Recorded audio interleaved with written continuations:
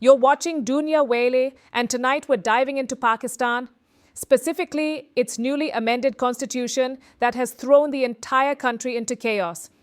Despite massive pushback from opposition parties, the bill was pushed through, and with it, Army Chief Asim Munir has gained unprecedented powers. Powers that many believe could turn into a major threat for Pakistan's future.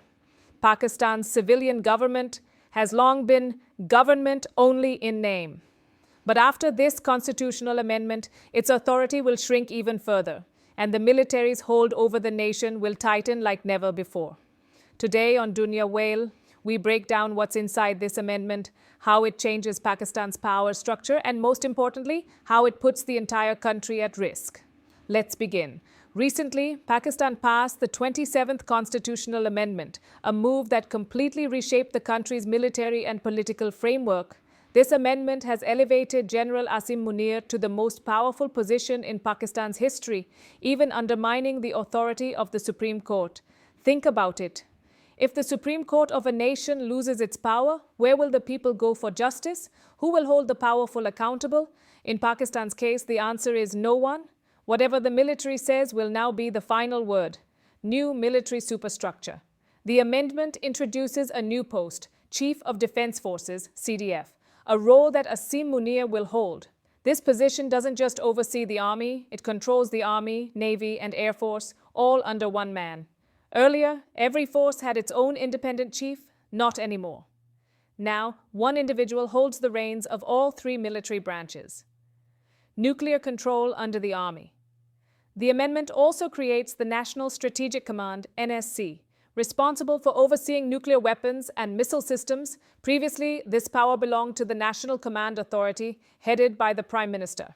But now, the Prime Minister can appoint the NSC chief only on the recommendation of the CDF, and that chief must be from the army. Another civilian power, gone. Another authority, transferred straight into the military's hands. And we've seen Pakistan's military history. Their support for terror groups is no secret. Those very groups have often turned against Pakistan itself. So this shift in nuclear control raises serious concerns for the country's internal security. Asim Munir, power for life. The most controversial part, Asim Munir has been granted the rank of Field Marshal for life. He will enjoy full authority and lifetime privileges. Removing him would require a two-thirds majority in parliament, practically impossible. In simple words, Asim Munir is now above all laws. This amendment's core purpose was clear: consolidate absolute power into one pair of hands. Military promotions with lifelong privileges. The amendment also allows the government to elevate military officials to titles like Field Marshal, Marshal of the Air Force, Admiral of the Fleet. Once appointed, they hold the post for life, with all special powers intact. Pakistan's military, particularly Asim Munir, is now beyond the reach of democratic oversight, courts weakened, justice compromised. The amendment weakens the judiciary dramatically. A new federal constitutional court will be formed with its own judges and chief justice.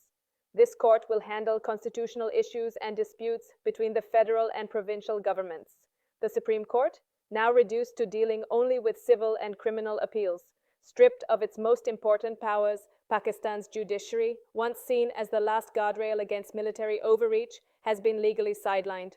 High Court judges can now be transferred without their consent, and if they resist, they can be forced into retirement. Everything the military once controlled informally has now been written into the Constitution. Democracy on paper, dictatorship in practice. This amendment shifts the entire balance of power. What little democracy Pakistan had is now overshadowed by full-blown military dominance.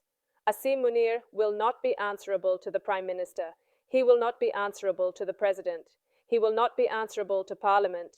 Even after retirement, he will retain special powers that allow him to influence the government. And let's be real, Pakistan's army has already overthrown elected governments multiple times. Now they don't need a coup. They have the Constitution on their side. Nationwide and global backlash.